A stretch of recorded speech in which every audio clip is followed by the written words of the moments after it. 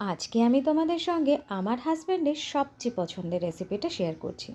আশা করি তোমাদের বাড়িতেও কিন্তু অনেকেরই এই রেসিপিটা খুব পছন্দের হয়। তো সকলে কিন্তু চিংড়ি মাছের মালাইকারি ঝামেলার জন্য বানাতে চায় না। তো চলো আজকের রেসিপিটা খুব ইজি প্রসেসে তোমাদেরকে শেখাচ্ছি। বাড়িতে সকলের মন জয় করার জন্য একদম পারফেক্ট রেসিপি। তো এইরকম সাইজের বড় বড় গলদা চিংড়ি যদি মার্কেটে পাও অবশ্যই কিন্তু কিনে নিয়ে চলে এসো। তারপর তাকে খোসা সমেত রাখতে পারো, আর আমি যেভাবে খোসাটা বডি ছাড়িয়ে নিয়েছি আর মাথার খোসাটা রেখেছি এইভাবেও রাখতে পারো। আমি গায়ের খোসাটা ছাড়িয়ে দিই যাতে ভালোভাবে মাছটা ভাজা হয় এবং মশলাগুলো ভালোভাবে ঢোকে। তো এবার মাছটাকে নুন হলুদ দিয়ে ভালোভাবে ম্যারিনেট করে কিছু সময়ের জন্য রেখে দিতে হবে। তবে কিন্তু কেউ বলো না যে খোসা ছাড়ালে কিন্তু চিংড়ি মাছের মালাইকারি হবে না। অবশ্যই হবে, খোসা সমেতও তুমি রাখতে পারো, সেটা তোমার পছন্দের।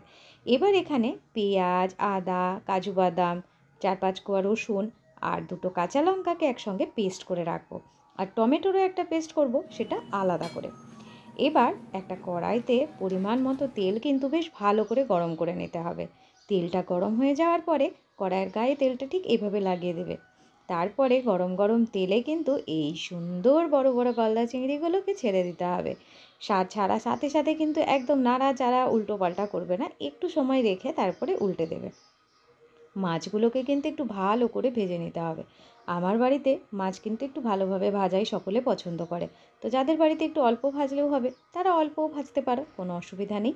তো মাছটাকে উল্টে পাল্টে আমি ভালো করে কিন্তু ভেজে নিয়েছি। এবার মাছগুলোকে তুলে নেওয়ার পালা। চলো, দেখছো কি সুন্দর, দেখেই কেমন লোভ লাগছে। তো এইভাবে কিন্তু মাছগুলোকে তুলে নিতে হবে। মাছ যত ভালোভাবে ভাজা হয় রান্নাও কিন্তু ততটাই ভালো হয়।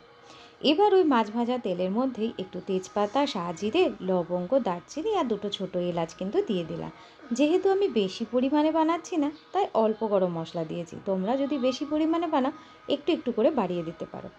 এবার গরম মশলাটা ফ্রাই হয়ে যাওয়ার পরে আগে থেকে যে পেঁয়াজ, আদা, রসুন, লঙ্কা আর কাজু বাদামের একটা পেস্ট বানিয়ে রেখেছিলাম সেটা কিন্তু এখানে দিয়ে দিলাম।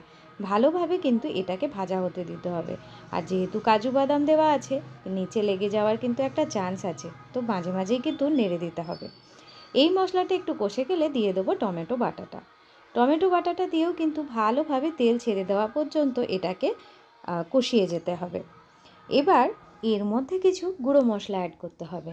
যেমন এর মধ্যে দিয়ে দিচ্ছি 1 চামচ হলুদ গুঁড়ো, 1 চা চামচ দিয়েছি, হাফ চা চামচ লঙ্কা গুঁড়ো, ঝালটা নিজেদের পরিমাণ মতো, 1 চা চামচ জিরে গুঁড়ো আর সামান্য একটু ধনে গুঁড়ো। তো ভালোভাবে কিন্তু মশলাটাকে কষিয়ে নিতে হবে একদম তেল ছেড়ে দেওয়া পর্যন্ত। আর অন্য একটা জায়গায় কিন্তু তোমাকে নারকেলের দুধ অবশ্যই রেডি করে রাখতে হবে। তো আমি এখানে লবণটা দিয়ে দিলাম পরিমাণ মতো, আর সাইডে আমি নারকেল কুড়ে তাকে একটু জলের সঙ্গে ফুটিয়ে নিয়ে নারকেলের দুধটা কিন্তু ভালোভাবে বের করে নিয়েছিলাম। তো এবার 1 চামচ করে নারকেলের দুধ দিয়ে দিয়ে এই গ্রেভিটাকে কিন্তু কষিয়ে নিতে হবে। খুব ভালো করে কষাতে হবে যাতে একদম কোনো রকম কোনো কাঁচা গন্ধ না থাকে। আর নারকেলের দুধ দেওয়ার জন্য কিন্তু টেস্টটা অসাধারণ হয়। তো এবার ভালোভাবে কিন্তু মশলাটাকে কষাতে হবে যতক্ষণ না পর্যন্ত তেল ছেড়ে দিচ্ছে। তো স্টেপ বাই স্টেপ রেসিপিটা ফলো করো, আশা করি তোমাদের কিন্তু খুব ভালো লাগবে। আর ভালো লাগলে লাইক শেয়ার করতে কিন্তু একদম ভুলো না। দেখো মশলাটা খুব ভালোভাবে কষে গেছে, তেল ছেড়ে দিয়েছিল। এবার অল্প পরিমাণে আমি এখানে নারকেলের দুধ দিয়ে দিলাম। নারকেলের দুধেই কিন্তু পুরোটা রান্না হবে, এখানে কিন্তু কোনো রকম জল ব্যবহার করা যাবে না, তাহলে কিন্তু মালাইকারির টেস্ট একদম চেঞ্জ হয়ে যাবে। তো ভালোভাবে যখন ফুটে উঠেছে এবার এর মধ্যে সামান্য পরিমাণে একটু চিনি দিয়ে দিলাম। মালাইকারি কিন্তু একটু ঝাল ঝাল, একটু মিষ্টি মিষ্টি, একটু কিন্তু টক টক, মানে একটা খুব সুন্দর একটা কম্বিনেশন হয়। তো যখন ঝোলটা ফুটে উঠেছে এর মধ্যে আমি আগে থেকে ভেজে রাখা চিংড়ি মাছগুলো দিয়ে দিলাম। আর একটা মাছ একটু ভেঙে গেছিলো সেটাও এর মধ্যে দিয়ে দিলাম। তো ভালোভাবে মাছগুলোকেও কিন্তু এই ঝোলের মধ্যে ফুটতে দিতে হবে। এবার এর মধ্যে নারকেলের দুধ আমি একটু দিয়ে দিলাম। যে যতটা গ্রেভি রাখবেন মনে করবেন ততটাই এখানে নারকেলের দুধ ব্যবহার করতে হবে। এর বাইরে কিন্তু এখানে জল টল কোনো কিছু অ্যাড করা যাবে না। ভালোভাবে যখন ফুটে উঠেছে এবার আমি এখানে দিয়ে দেব 2টো চেরা কাঁচা লঙ্কা। কাঁচা লঙ্কা দিলে এর কিন্তু একটা খুব সুন্দর ফ্লেভার আসে।